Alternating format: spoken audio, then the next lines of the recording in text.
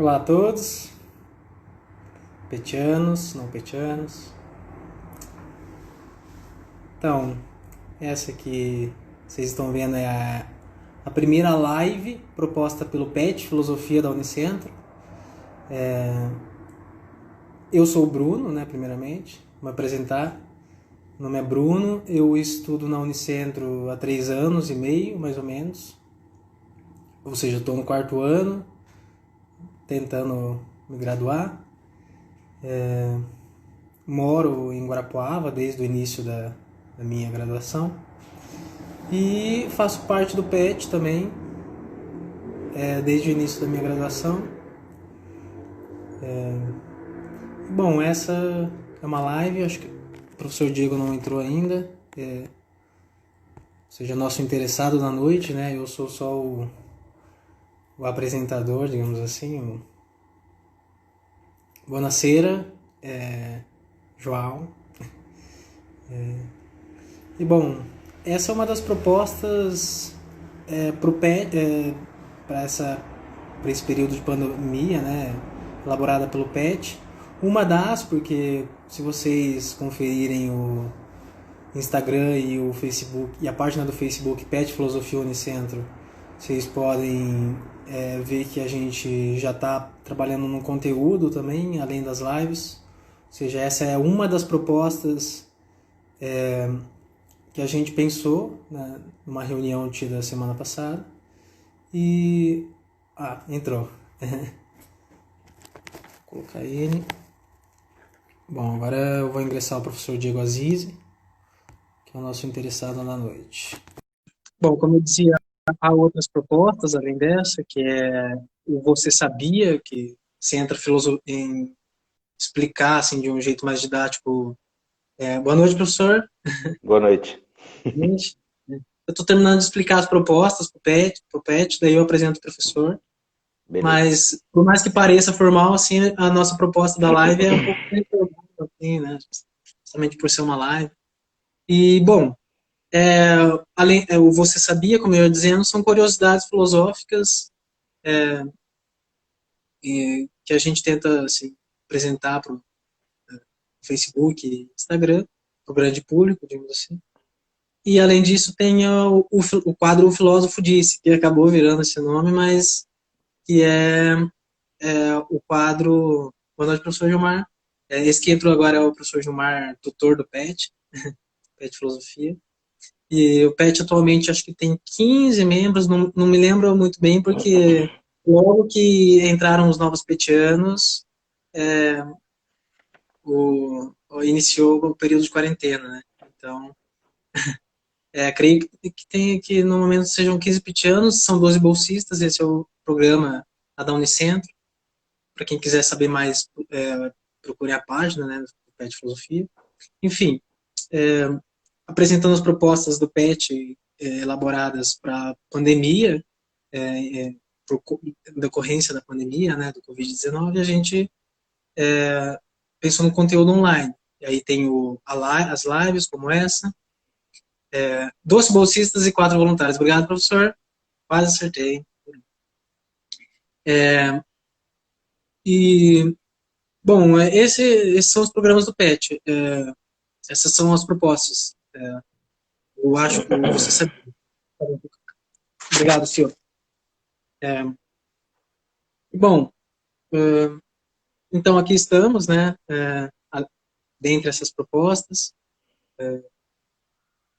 e em breve, assim, em seguida, a gente vai tentar mostrar para o grande público, assim, compartilhar o que são as nossas pesquisas de cada petiano também, que eu acho muito importante, né, mostrar o que acontece dentro da universidade, e, assim, mostrar que realmente a bolsa tem o seu valor bem gasto e, na verdade, o investimento, mostrar que o investimento poderia ser ainda maior, ou seja, ser ainda melhor aproveitar. E, bom, aqui estamos, né, cheguei de falar um pouco do PET, mas só para apresentar mesmo para quem não conhece o programa, acho importante que saiba. E agora a gente vai apresentar, eu vou apresentar o professor Diego, Diego Aziz, Diego dos Anjos Aziz. professor graduado em filosofia pela Pontifícia Universidade Católica de São Paulo, né, PUC, mestre em filosofia pela Pontifícia Universidade Católica de São Paulo, com ênfase em história da filosofia moderna, ética e filosofia política. Pós-graduando em ciência política pela Fundação Escola de Sociologia e Política de São Paulo, FESP, e doutorando em filosofia pela UFPR, Universidade Federal do Paraná. Enfim, nós da Unicentro conhecemos porque ele esteve nos últimos 2 anos, né, professor? 2 anos ministrando aulas, né? Eu tive filosofia política, filosofia da educação, creio, no segundo Teve ano. Não, teoria do moderna, desculpa. conhecimento. Teoria do conhecimento, exato. Isso. E, Moderno é o Ernesto. pois é, começou ele, né? Mas foi ótimo o curso. Eu, pelo menos, gostei bastante. Acho que pude agregar muito na minha graduação. E agradeço, professor, por aceitar o convite, né? De estar participando. Essa aqui é a primeira live, né? Então, provavelmente não está nos seus moldes mais perfeitos possíveis, né? Melhor dos mundos possíveis, como diria a Naves, mas a gente tá tentando, estamos construindo algo. E tentando construir uma filosofia no Brasil, de repente, né? Que é justamente o tema, né, puxando o gancho, da fala do professor Diego de hoje.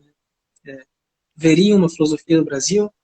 E aí a gente vai dedicar mais ou menos melhor aula do Kant do Brasil, segundo o Gabriel, professor. Ele não viu muitas aulas sobre o Kant, né? Obrigado, Não, Gabriel, mas é a obrigado.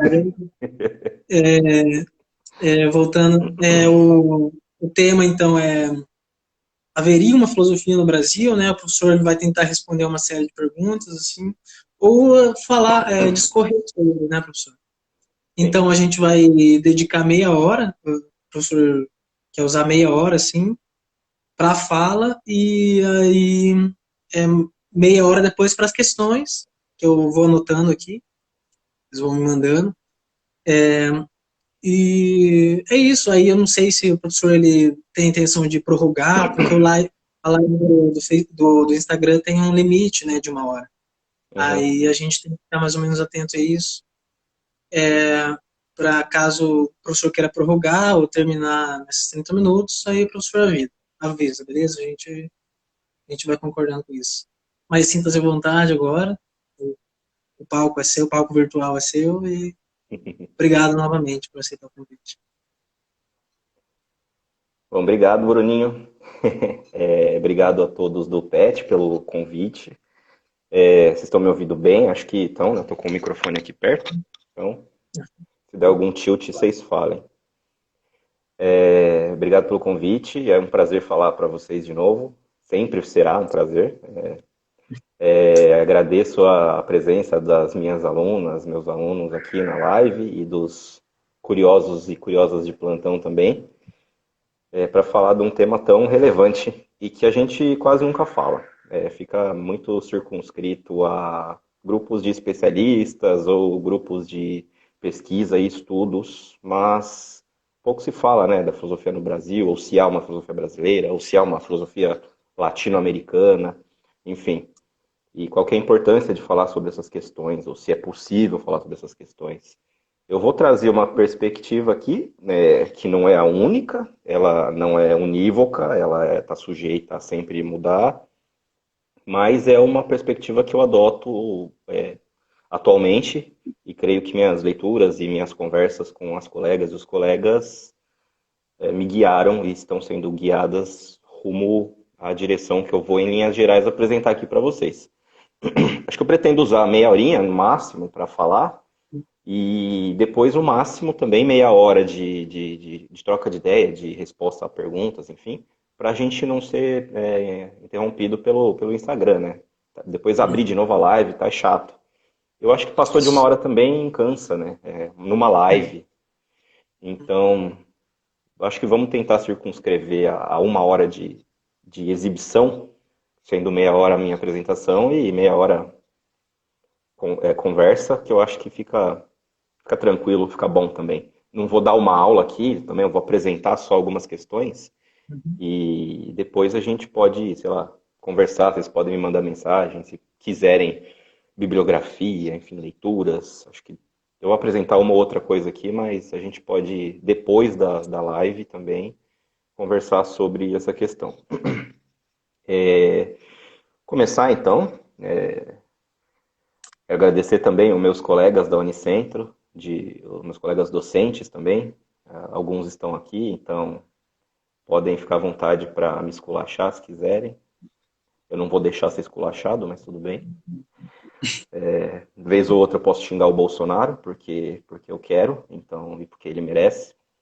Mas eu vou tentar deixar para o final.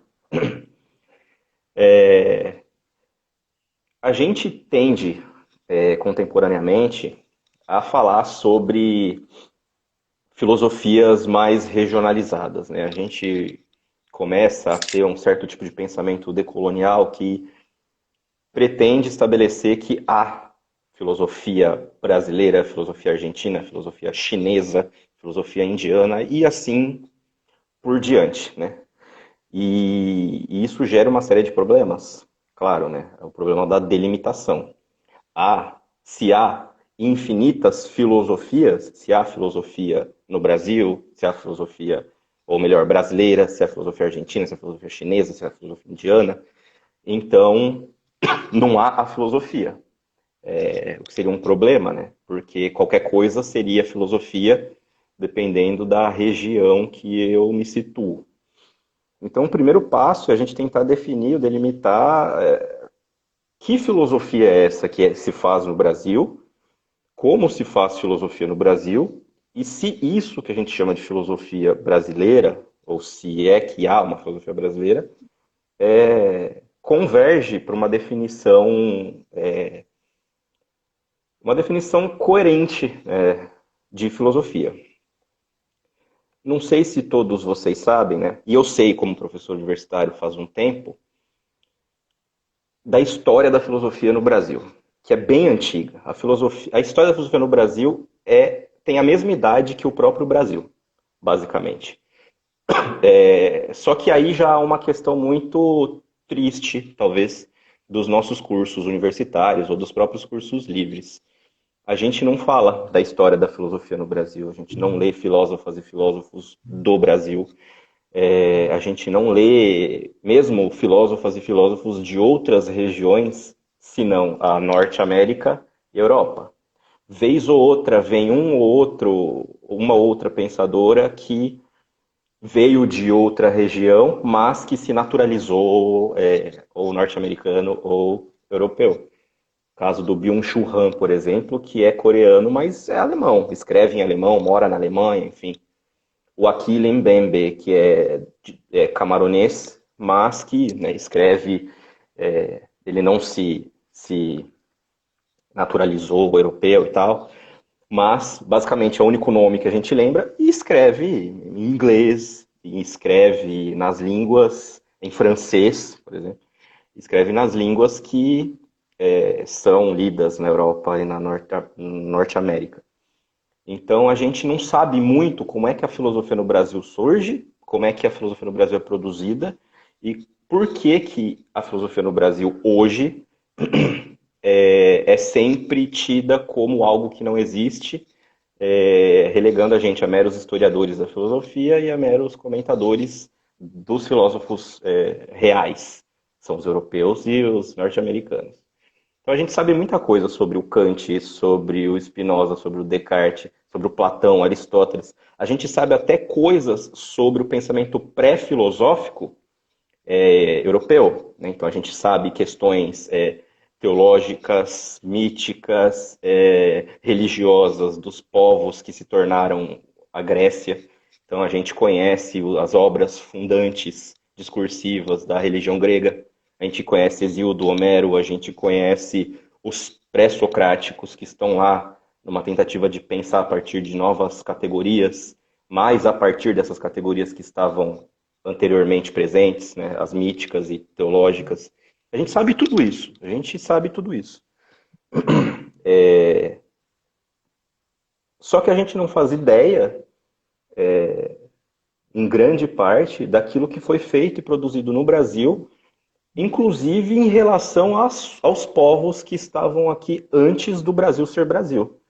A influência do pensamento, o pensamento mítico europeu a gente conhece, e a influência dele no pensamento filosófico.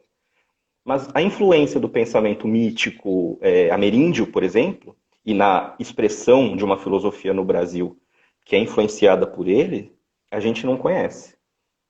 E isso é muito sintomático, né? É óbvio que há uma... tá na moda, né? Ultimamente falar de injustiça epistêmica, porque a gente valoriza, inclusive na universidade a gente valoriza muito. Os cursos que eu dei, tirando filosofia intercultural, são cursos sobre o Kant, foram cursos sobre a Hannah Arendt, falei sobre o Heidegger, o Husserl. Então, em uma disciplina eu falei sobre uma filosofia que é produzida no Brasil a partir de problemas existenciais dos brasileiros e dos latino-americanos. Então, acho que essa primeira incursão na história da filosofia no Brasil tem que passar pela forma como a filosofia foi inserida na história do Brasil. E, como eu disse, ela é tão antiga quanto o próprio Brasil. A partir já da primeira metade do século XVI, pós-descobrimento do Brasil, já se fazia filosofia aqui no Brasil. Então, isso é um dado interessante. Em 1540, 1550, os colégios jesuítas introduziram a filosofia no Brasil. Isso durou 200 anos, até a reforma pombalina, até um pouco mais na educação brasileira. A filosofia no Brasil era uma filosofia de matriz aristotélica jesuíta. A Companhia de Jesus traz a filosofia para o Brasil, e se faz filosofia no Brasil desde 1500. Em 1550, pelo menos, se faz. Então, há filosofia no Brasil? Há desde a época dos descobrimentos. Existe até um documento, se vocês quiserem ver, chamado Ratio Studiorum, que era um manual dos padres jesuítas de como é que a educação deveria ser feita, e dentre todas as disciplinas contidas lá, tinha lá o que a filosofia devia ensinar nos colégios jesuítas. E era basicamente Aristóteles e Tomás de Aquino. Só isso. Era só isso que tinha que ser ensinado, e tinha umas cláusulas lá. Não se pode discordar de Aristóteles e Tomás de Aquino, salvo a exceção de não dar para concordar. Salvo uma exceção, uma contradição flagrante, enfim. Salvo a impossibilidade de concordar com Aristóteles e Tomás de Aquino, eles são os conteúdos filosóficos que vão ser propostos na filosofia jesuítica no Brasil. Mas é filosofia. Está sendo produzida uma filosofia aristotélica e também, a partir da influência medieval, Tomás de Aquino, fundamentalmente, e vai ser construída uma certa tradição filosófica tomista e aristotélica a partir da Companhia de Jesus. O problema dessa filosofia? O problema é que não dialoga com ninguém no Brasil. Essa filosofia jesuíta, ela nunca dialogou com as ciências que estavam sendo produzidas, com as outras ciências, com as outras formas de conhecimento, e não dialogava com a sociedade brasileira, fundante. Então ela era meio que solipsista, ela estava fechada em si mesma, sem diálogo com aquilo que estava acontecendo no mundo. Isso até o século XVIII. Mais de 200 anos vigora essa forma de fazer filosofia no Brasil, até a reforma pombalina e até um pouco depois. De fato, vigora até hoje, né? Existe uma tradição na filosofia no Brasil, principalmente fora da academia, que é basicamente tomista. Então, vocês veem, tem uma Academia Brasileira de Filosofia, não sei se vocês já ouviram falar. E tem muita gente lá que a gente nunca ouviu falar, mas lá tem um pensamento tomista extremamente disseminado. Tem até filósofo que fala que a Terra é plana e tal, né? Então, essas coisas nunca morrem. Mas não é filósofo. É filósofo. Porque filósofo a gente tem que saber. Filósofo não é uma estampa que a gente coloca em seres humanos e automaticamente torna esses seres humanos a nata do pensamento. Eu sempre digo isso. Como há má matemática, há matemáticos ruins, há historiadores ruins, há filósofos ruins, há filósofos que tentam produzir um pensamento conceitual, radical e geral sobre problemas fundamentais e que se equivocam muito. É filosofia mal sucedida, é filosofia ruim, é filosofia inconsequente, mas tem matemática ruim, tem história ruim. Então, filosofia e filósofo não é sinônimo de gente que pensa bem, mas é sinônimo de gente que atua a partir de determinados pressupostos e que tenta oferecer, a partir de argumentos e conceitos, respostas a certos problemas. Então, há filósofo ruim. Chamar de filósofo alguém não significa que se alguém pensa direito. Assim como chamar de matemático alguém não significa que essa pessoa é uma grande matemática ou pensa direito a matemática. Tem um monte de matemático aí, um monte de astrônomo aí que acha que a NASA é conspiracionista. E é matemático. O Olavo de Carvalho cita um lá, inclusive. Então, assim, a gente tem que saber de quando a gente fala de filosofia, a gente não está falando de suprassumo do pensamento. Talvez a disciplina seja extremamente digna, né? Seja uma atividade extremamente digna, mas tem certas pessoas que tentam propor filosofias que são mal sucedidas. Aí fica muito fácil falar, não é filósofo porque pensa ruim. Não, é filósofo ruim. Dá para se discordar disso? Dá, mas vocês sabem que há muito filósofo ruim e que são considerados filósofos. Então, acho que a gente tem que expurgar um pouco isso de que filosofia é sinônimo de pensamento finíssimo e quase divino. Se é filosofia é porque é extremamente humano. Né? Se tem filosofia é porque a gente não é divindade. Divindades não precisam filosofar. Mas voltando, vigora muito essa forma de fazer filosofia no Brasil, de matriz tomista e de matriz aristotélica. E no Brasil surgirão uma série de grupos de pessoas, de escolas, que vão receber ideias vindas de fora e vão tentar elaborar formas de pensar o próprio Brasil. Um exemplo disso é a Escola de Recife. A Escola de Recife é uma escola, né, em Recife, né, lá no século XVIII, XIX, que tenta pensar, século XIX, que tenta pensar diferente agora desse paradigma tomista aristotélico, em conjunto com essa noção de Estado brasileiro, de sociedade brasileira, e de como é que a gente se serve dos outros tipos de conhecimento para produzir um Brasil ordenado e progressista. A escola de Recife, majoritariamente positivista, tenta trazer ideias de razão, de ordenação, de progresso para o Brasil tentar se pensar. Claro, a gente recebe ideias vindas de fora, lá do positivismo francês? Sim, mas olhado para a conjuntura brasileira, ela se torna outra coisa. Ela não é uma mera repetição do Comte. Ela é um Comte olhado para as circunstâncias nacionais. A gente tem o Farias Brito, também um grande pensador brasileiro, lá do século XIX. Então a gente tem filosofia sendo produzida desde 1500.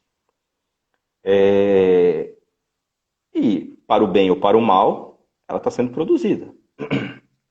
A gente tem a institucionalização da filosofia, de fato, a partir da década de 30 no Brasil, com a USP. Principalmente depois da produção ou da construção da pós-graduação na USP. Então, isso é um marco no Brasil. Uma série de intelectuais franceses vieram para o Brasil para tentar construir essa pós-graduação e essa formação acadêmica no Brasil. Então, a USP trouxe uma forma de fazer filosofia basicamente estruturalista, né, e reduzia filosofia a uma mera exegese de textos. Então, fazer filosofia era interpretar direito os textos dos filósofos, daquela leitura estrutural. Não faziam só isso, mas ficou a pecha de que no Brasil só se faz comentário. Houve uma série de respostas a essa forma de fazer filosofia no Brasil. Na própria USP, o Oswald Porchat, por exemplo, já tinha uma forma diferente de fazer filosofia. Então, as ideias filosóficas, elas vão sendo, de uma forma ou de outra, construídas no Brasil e vão tentando, de uma forma ou de outra, pensar o Brasil.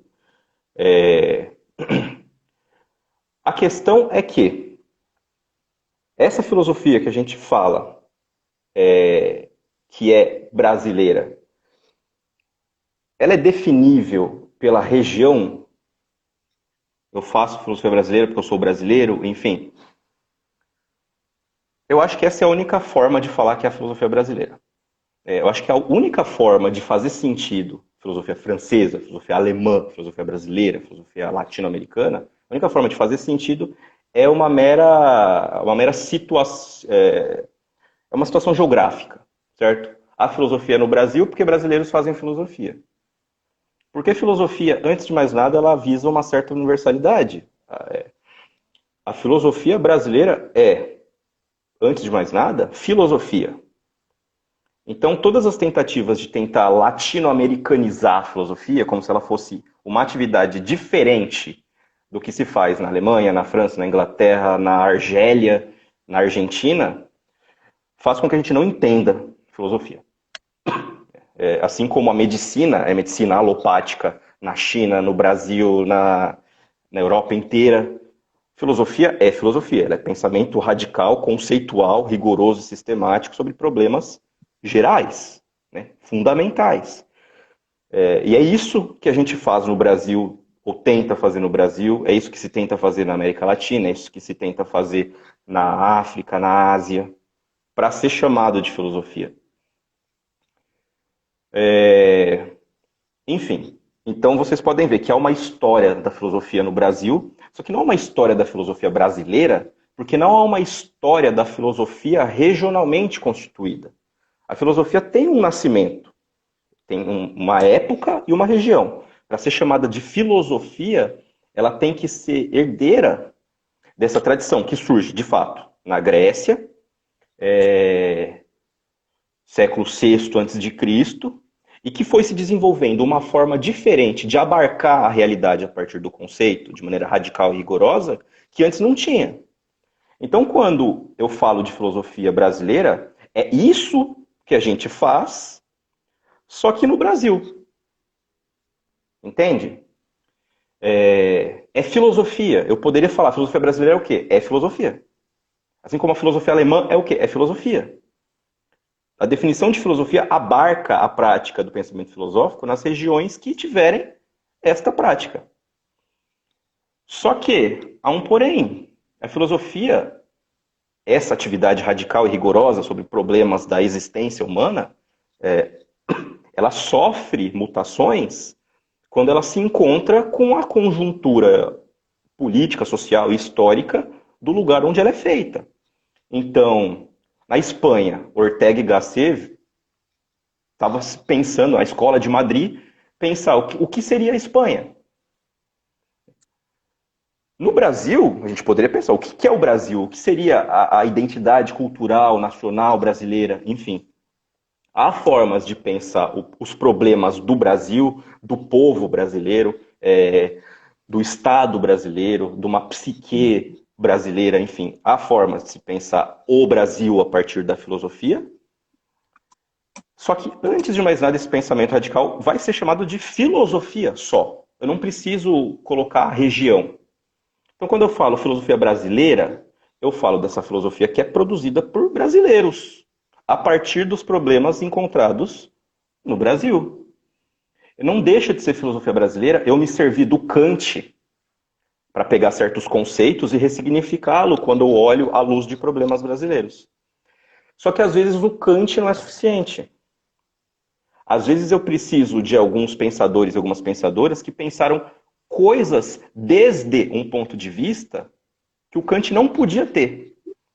Exercem ainda pensamento rigoroso, sistemático, radical, fundamental, só que a partir de uma perspectiva que nenhum europeu podia ter. Por exemplo, Aristóteles fala de escravidão, certo?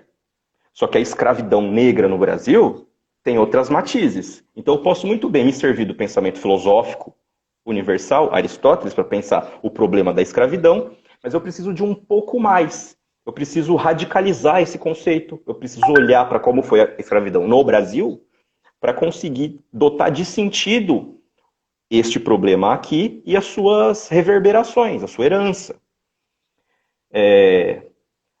Existe, na história da filosofia contemporânea, uma divisão, na virada do século XIX para o século XX, uma divisão esquizoide entre analíticos e fenomenólogos. Essa é uma divisão que se constrói na filosofia a partir da Europa e que todo mundo que fazia filosofia nessa época teve que escolher se era analítico ou fenomenólogo, quem iria seguir, que problemas ia pegar para si.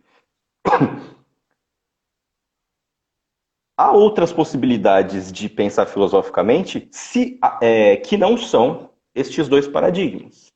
Existiu o estruturalismo, o pós-estruturalismo, as filosofias na Europa também que se opunham a essa forma de fazer filosofia, mas aqui na América Latina também surgiu uma alternativa.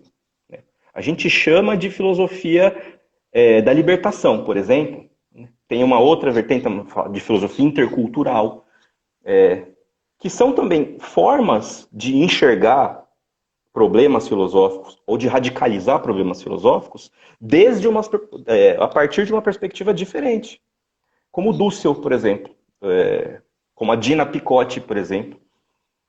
Aqui no Brasil a gente tem, querendo ou não, vocês podem gostar ou não, a gente tem o Porchat, a gente tinha o Benedito Nunes, que faziam filosofia a partir de um paradigma europeu, mas também que faziam um a mais. Já cito outros nomes. Mas aqui no Brasil, então, a gente tem essa possibilidade, e na América Latina, tem uma possibilidade de pensar filosoficamente a partir de outros paradigmas que não são negados ou não são simplesmente acusados de eurocêntricos, eu não vou me servir. Mas que introjeta esses paradigmas para pensar problemas que eles não tinham condições de pensar. Antes de mais nada, é filosofia. É só isso que pode ser dito. É o pensamento filosófico, não é mais do que isso. E no Brasil? Tudo isso que a gente faz é filosofia brasileira. Se é que faz sentido, porque nós somos brasileiros. Eu acho que a questão que se coloca mais, e eu já vou para encerrar, porque eu acho que já está quase meia hora de fala, no Brasil a gente produz muita filosofia boa, muita filosofia de qualidade. O Brasil, e nós, filósofos e filósofas brasileiras, a gente não apenas comenta textos clássicos da tradição. A gente também faz isso porque a gente precisa da tradição, da qual a gente está inserido nessa tradição. E a gente não meramente repete. Por quê? Porque se vocês começarem a ler as autoras, os autores que publicam filosofia no Brasil, e sair um pouco desse circuito meramente europeu e norte-americano, vocês vão ver que a gente tem estudiosos e estudiosas muito sofisticadas, falando a partir de Nietzsche, a partir de Kant, a partir do Dussel, a partir do Aristóteles, do Platão, mas fazendo com que esses conceitos dialoguem com nossos problemas. A gente tem, por exemplo, a professora Yara Frateschi, fazendo filosofia no Brasil de ponta, pegando o feminismo negro, tanto brasileiro quanto norte-americano, Angela Davis aqui, Sueli Carneiro, Lélia Gonzalez, filósofas negras brasileiras, para pensar o problema do feminismo hoje, no Brasil. Se serve da Angela Davis, uma norte-americana, para pensar um problema no Brasil, que tem matizes diferentes do que o norte-americano. A própria Yara Frateschi, especialista em hobbies, fala sobre hobbies, mas para falar sobre a legitimidade e como o Estado brasileiro contemporâneo se encontra em termos de qualidade de democracia ou de representação democrática. Por quê? Porque não basta repetir o hobbies. O Hobbes precisa fazer sentido para nós. A luz dele, ele pode nos oferecer certa inteligibilidade daquilo que a gente está passando. Mas ele é suficiente? Não, porque nenhum autor clássico vai ser suficiente. Por isso que a gente precisa, quando em posse dos conceitos desses autores... Opa, caiu. Voltou. A gente precisa saber usar esses autores. Vou ter que segurar aqui, porque já Então, o que é fazer filosofia no Brasil? É exatamente isso que a gente faz a passos de formiguinha, tentando se servir dessa tradição filosófica que existe, desses gigantes do qual a gente está por sobre os ombros, e tentar pensar nossos problemas. A gente não fica repetindo coisas. Uma coisa legal, por exemplo, de uma filosofia que é produzida a partir da América Latina. O conceito de libertação. O Dussel fala interessantemente assim, falar de emancipação, beleza, o Kant diz que o esclarecimento é a saída do homem do estado de minoridade, do qual ele próprio é culpado por preguiça e covardia, por não se servir do seu entendimento sem a tutela do outro. Aí o Dussel vai falar, beleza, faz sentido lá para o Kant, a partir da perspectiva dele, mas a gente olha aqui para um escravo. Como é que ele é preguiçoso e covarde para sair do seu próprio estado de minoridade? Ele não é culpado disso. O Dussel fala, emancipação significa a gente se tornar aquilo que a gente já é. Libertação significa a gente se tornar algo que a gente ainda não é. Esse é um conceito muito desenvolvido aqui na América Latina. Diferente do conceito de liberdade, diferente do conceito de liberdade como emancipação da modernidade europeia. Mas você percebe que isso está em diálogo com a filosofia europeia. Sempre que eu falo dessas questões, a gente fala, mas não é para ler Kant mais, não é para ler Hegel mais. O que é uma bobagem, porque a gente nunca fala isso. É para ler estes e mais essa produção que está sendo feita aqui. Há muita filosofia sofisticada no Brasil. Eu posso citar N filósofas e filósofos aqui que estão fazendo muita coisa boa. Eu já citei a Yara, tem a Isabel Limonge, tem a Maria Constança, a gente tem a Salma. A gente tem aqui no departamento de vocês, por exemplo, todos os professores. O Marcelo, o Ernesto, o Evandro, o Gilmar, o Marciano. Todos estes estão produzindo coisas que superam a mera exegese dos textos dos autores da tradição filosófica. Eles estão discutindo problemas. E o que adianta num curso sobre o Brentano eu citar um monte de europeu, um monte de austríaco, alemão e não citar o Evandro? Não faz sentido eu dar valor para essa gente que está lá fora e não dar para o Evandro, que é brasileiro. Por quê que a gente dá mais valor para isso? Ou a gente, ou vocês mesmos, lerem as professoras e os professores que estão publicando sempre capítulo de livro, artigo. Isso é filosofia brasileira. Porque é filosofia produzida por nós. Claro, a gente tem nossas perspectivas. Isso influencia na forma como a gente vê os problemas filosóficos. O fato da gente ter nascido no Brasil, ter nascido em Osasco, ter visto certos problemas que a filosofia não viu com tanto detalhe, talvez, e a gente se servir dessa tradição para pensar problemas nossos. E a gente faz isso. Então, fazer filosofia não é só ler a interpretação do Heidegger sobre o Nietzsche, mas também ver o que o Nietzsche, ou qual o sentido que o Nietzsche faz no Brasil a partir do professor Giacoia, ou da professora Scarlett Martin, do professor... esqueci o nome do professor lá do Rio de Janeiro. Esqueci, vou lembrar um monte de nome aqui. Ou pensar a partir da professora Marilena Chauí, uma das maiores pensadoras sobre Spinoza, uma das que trouxeram Merleau-Ponty para o Brasil, mas que tem um texto chamado Brasil, Mito Fundador e Sociedade Autoritária, que pensa, a partir da noção de mito fundador, um conceito geral, universal, pensar o Brasil. A partir da noção de semióforo, né, do mito que sempre volta, outra roupagem, a partir de outra linguagem, mas que é reprodução daquilo que sempre foi. A gente tem um mito na presidência, por exemplo, então faz muito sentido falar disso. A filosofia feita no Brasil, por brasileira, ela vai se servir de Sérgio Buarque, de Caio Prado Júnior, de Gilberto Freire? Vai, mas também tem Kant no meio, mas também tem Spinoza no meio. Não é questão de um monte de gente militante fala, eu não vou ler mais filosofia europeia porque é muito eurocêntrico. Então você não vai ler filosofia, porque filosofia europeia é também filosofia e faz parte da nossa herança. A questão não é excluir, mas incluir leituras e pensadores que não estão inclusos.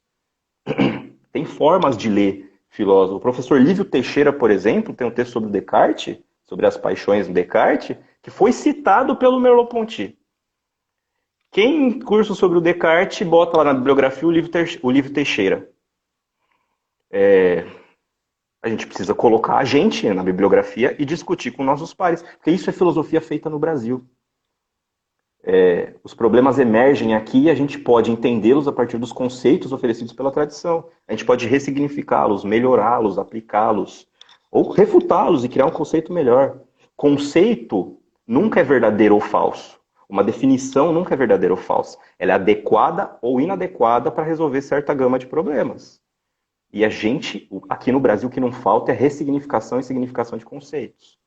Então, acho que cabe a gente fazer também pesquisa e ler revistas universitárias e ler as próprias produções dos brasileiros e das brasileiras que estão falando sobre muita coisa e que a gente prefere só ler os clássicos das grandes obras e a gente esquece de ler as obras que são produzidas aqui. Tem as nossas editoras, tem as editoras universitárias, tem os professores e professoras, tem as filósofas e os filósofos que estão no Brasil, a partir do Brasil, ressignificando essa história da filosofia da qual a gente faz parte. Só que a gente precisa lê-los e lê-las. Não adianta ficar lendo Wittgenstein, só pegar a bibliografia austríaca e alemã sobre o Wittgenstein. Tem gente falando sobre os problemas da linguagem aqui no Brasil e ressignificando, e até vendo coisas que essa tradição nunca viu. Então, eu acho que é muito improdutivo, na verdade. Isso eu tenho debatido bastante com o Ernesto e com o Evandro. É muito improdutivo a gente falar, tem uma filosofia latino-americana, como se tivesse uma identidade. A noção de identidade é extremamente fascista. Porque se você define o que é a identidade do pensamento brasileiro, a identidade da cultura brasileira, a identidade nacional de uma filosofia, você cria um padrão e exclui todo o resto que não faz parte desse padrão. O brasileiro é isso. Então tudo que não se enquadrar não é brasileiro. Os alemães fizeram isso durante a Segunda Guerra, né? A noção de identidade nacional, unívoca, universal, assim como a noção de identidade da filosofia nacional, regionalizada, isso é um perigo, porque você exclui uma série de manifestações culturais e filosóficas por conta desse conceito. Então a filosofia latino-americana é uma coisa, a norte-americana é outra coisa, a europeia é outra coisa, elas não dialogam, cada um faz o que quiser e pronto. Você exclui, ao invés de incluir. O Habermas fala, né? A noção de identidade nacional ela é totalitária. Por quê? Porque você define. Não tem identidade nacional, existem identidades que formam, né, a cara da nação. A Dina Picotti, na filosofia intercultural, ela fala, só pode haver filosofia se ela for intercultural. E diz mais, só há filosofia intercultural. Não há filosofia que não seja intercultural. Então, filosofia intercultural é sinônimo de filosofia. O que seria da filosofia europeia se Platão e Aristóteles não tivessem retornado para o bojo do pensamento via o pensamento árabe? O que seria da filosofia europeia? O cristianismo ele é de herança semítica. O cristianismo não é uma religião europeia. A matriz da filosofia medieval é o cristianismo, por exemplo, que não é europeu. E assim por diante, as culturas se dialogam, elas se interrelacionam e produzem novas manifestações culturais. O Hegel fala uma bobagem muito grande, dizendo que a culminação da história mundial, universal, é a Europa. Só para terminar, que eu vou citar um Hegelzinho aqui. A história universal vai do Oriente para o Ocidente. A Europa é absolutamente o fim da história universal. A história universal é a disciplina da indômita vontade natural dirigida para a universalidade e liberdade subjetiva. vai do Oriente para o Ocidente. A Europa está no meio, ela é o centro, ela é a culminação. Aí nasce a noção de eurocentrismo, de centro de alguma coisa. Só que esse centro só foi possível pela confluência de uma série de culturas que chegaram e permitiram essa produção. Então, não acho que não faz muito sentido. O próprio Dussel fala que não há filosofia latino-americana, é filosofia desde a América Latina. A Dina Picotti fala que a filosofia é intercultural. Interculturalidade é diferente de multiculturalismo. Multiculturalismo eu olho e vejo, existem muitas culturas diferentes aí. E eu sistematizo. Há muitas. A interculturalidade não. Ela olha e vê que essas todas estão interligadas. E se não estão, uma hora vão estar. Então, falar de filosofia brasileira como se tivesse a identidade nacional da filosofia, não existe. Assim como a gente não fala mais de filosofia alemã. O que é filosofia alemã? Eu pego todos os filósofos alemães e boto no mesmo bojo. A única coisa que os liga é a nacionalidade. Filosofia francesa. O que é filosofia francesa? São todos o conjunto dos filósofos franceses? Não faz muito sentido. Assim como a filosofia brasileira só faz sentido se a gente reconhecer que é brasileira porque são brasileiros que fazem. Mas não é uma filosofia deslocada da própria noção de filosofia. Porque não vai fazer sentido. Vai cair naquela universalidade de um conceito que vai excluir todas as outras práticas que não seguirem a cartilha da identidade do pensamento nacional. Há particularidades dos pensamentos? Há, porque há problemas dramaticamente regionais.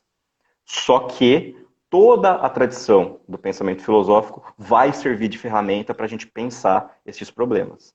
É o que eu digo, não tem conceito verdadeiro ou falso, tem conceito que é adequado ou não para pensar certos problemas.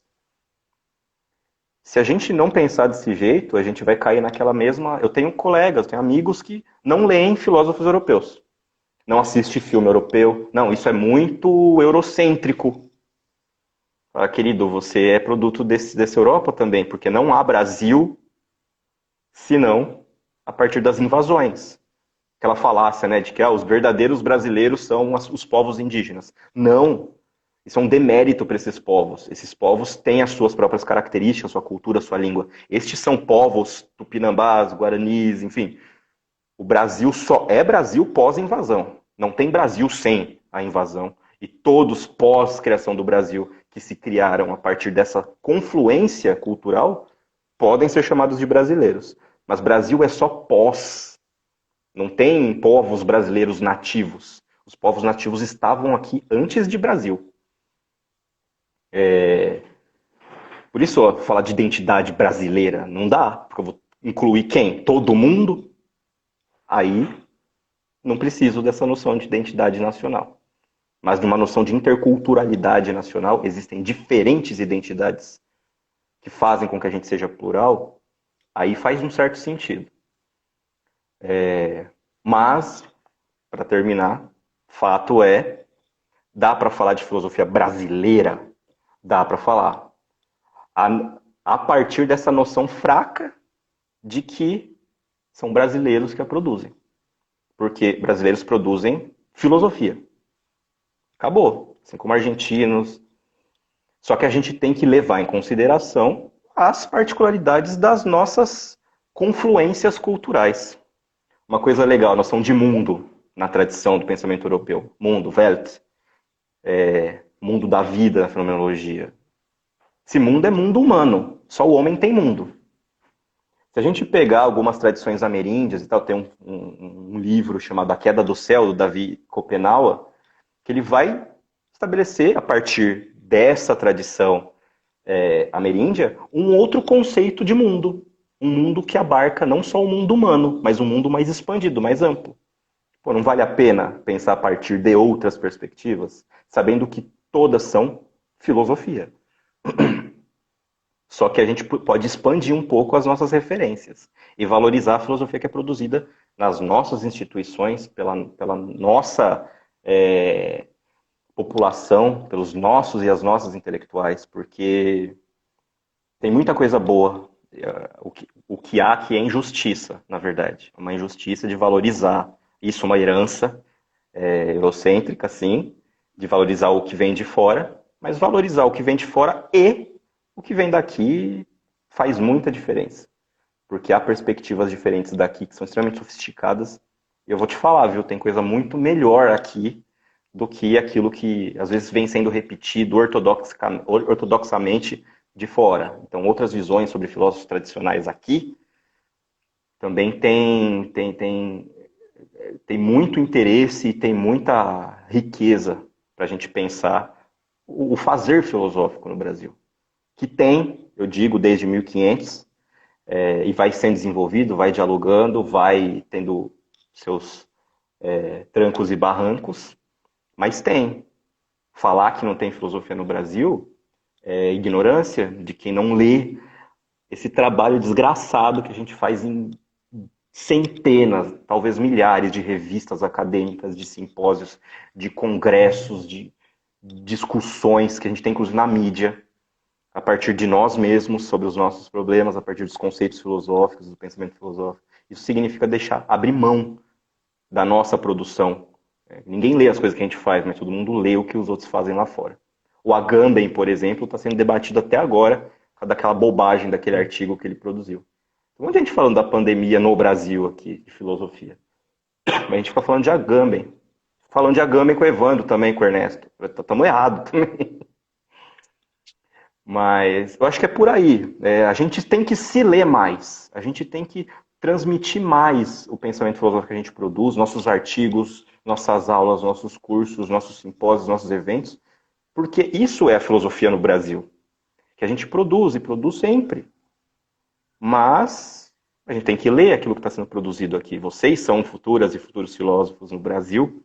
Vocês vão querer que as pessoas leiam aquilo que vocês produziram, né, e discutam aquilo que vocês produziram. Se aquilo que vocês produzirem tiver relevância filosófica. Se não for uma mera repetição de conceitos, exegese daquilo que já está escrito. Mas tem coisa aqui. E isso tem que ser levado em consideração. Certo? Acho que é isso. Eu falei mais do que meia hora. Mas, desculpa. Não, imagina, professor, acho que não tem problema. Qualquer coisa termina o tempo da live e a gente abre outra. Acho que não tem problema. Mas tudo bem, agora eu dedico Mas, para responder algumas questões que alguém quiser falar. aham, Tirando essa do Ernesto aí. perfeito. Teve uma do professor Ernesto, teve acho que três do professor Brito, Tá. e a professora Ernesto achei um pouco engraçado, assim, que Valesca Popozuda é melhor classificada como filósofa brasileira ou carioca? E que o professor acha do poposismo transcendental também? São as duas perguntas do professor Ernesto. Eu não vou E responder aí, isso. Eu acho assim, maravilhoso o poposismo transcendental. Eu acho que devia pegar. Eu acho que o Ernesto devia, inclusive, escrever um livro sobre o poposismo transcendental. Aqueles livros que você abre e sai os bonequinhos dançando, sabe? Então, perfeito. Olha, aí tem o professor Brito. A tá. primeira é o professor Newton da Costa é um filósofo representante da filosofia latino-americana? Por que não? Ele é um representante da filosofia, né? Que produziu. Bom, o Newton da Costa, por exemplo, produziu uma forma de pensar lógica ela é made in Brasil, só que ela não é exclusivamente brasileira, né? Ela é patrimônio do pensamento ocidental. E o Newton da Costa não chegaria à lógica paraconsistente não fosse a tradição clássica da lógica, né? Problemas emergem, conceitos vão sendo ressignificados. Então, o Newton da Costa é um filósofo brasileiro. A lógica paraconsistente é uma lógica produzida no Brasil, só que ela não é, como nada filosófico, ela não é patrimônio nacional, ela é patrimônio universal, é patrimônio da humanidade que quer pensar. Então, ele é um representante da filosofia brasileira, faz filosofia no Brasil. Não sei nem se o Newton da Costa está vivo, acho que ele não morreu ainda, né? Ele estava bem velho. Fala aí, se vocês sabem se ele morreu. Galera, Mas ele é representante e um representante de peso, assim. E talvez um dos poucos que a gente reconhece como uma filosofia de alcance planetário. O que é uma pena, né? A gente tem muito filósofo no Brasil que não é. Tem o Mário Ferreira dos Santos que produziu, por exemplo, a filosofia concreta. Ele tem lá uma dialética, ele tem uma forma de pensar a filosofia, tomasianamente, né? Mas pô, ninguém ouviu falar do Mário Ferreira dos Santos, assim. Na década de 60 e 50, esse bicho publicou coisa pra cacete. Tem coisas aqui, tem filosofia sistemática, assim, tentando ser inovadora. Mas isso não é marca de ser filósofo. Ser filósofo não significa descobrir a roda. Ser filósofo significa pensar radicalmente sobre problemas fundamentais, de maneira sistemática. Acho que é isso, né? O Newton da Costa. Mas o Evandro também é um filósofo brasileiro. É, grandíssimo, filósofo surfista. Grandíssimo, Bom, grandíssimo. a segunda é como é possível sair do contexto europeu falando português? Questão da língua. Ué, Portugal fala que língua, né? Contexto português em Portugal é europeu. Mas eu sei que é difícil, assim, tirando piadas à parte. Sempre na história da humanidade, uma certa língua se configura como sendo a de maior acesso, para uma ampla gama de pessoas poderem se entender em conjunto. É possível fazer. O Dussel é traduzido, por exemplo. A filosofia da libertação é traduzida para o alemão. Então, o Habermas não saberia ler. O Habermas, um grande interlocutor da filosofia da libertação. Karl Otto Appel, por exemplo. Richard Hort, enfim. Toda essa gente dialoga com o pensamento aqui latino-americano da libertação. A língua, a barreira, mas a história da humanidade sempre estabeleceu certas línguas. Antes foi o latim, hoje é o inglês, enfim, já foi o francês, né? O Leibniz, por exemplo, alemão, escrevia em francês porque a França era o centro intelectual da época, né? Os revolucionários, filósofos e cientistas tentando botar razão num pedestal.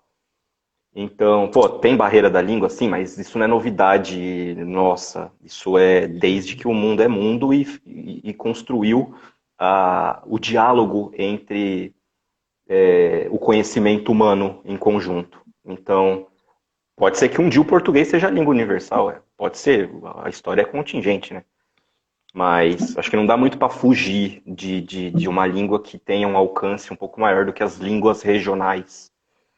A própria nossa língua europeia, não tem como ter influência dos povos ameríndios, das línguas ameríndias aqui. Tem, mas tem influência do francês, do inglês, do grego. Então, não dá para todas as línguas terem alcance universal. Infelizmente, faz parte das contingências da história e da cultura. Beleza. Acho que está respondido, né, professor Evandro? Aí a terceira e última do Evandro, né, porque ele mandou antes, então. Nos eventos Você, também sempre só dá Evandro perguntando. Pô, Evandro. verdade, monopólio.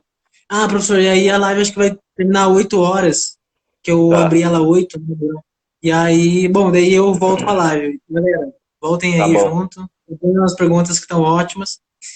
Você considera que o empresariado brasileiro, que aceita ser escravizado pelos bancos sob as regras políticas de Paulo Guedes, são escravos por preguiça?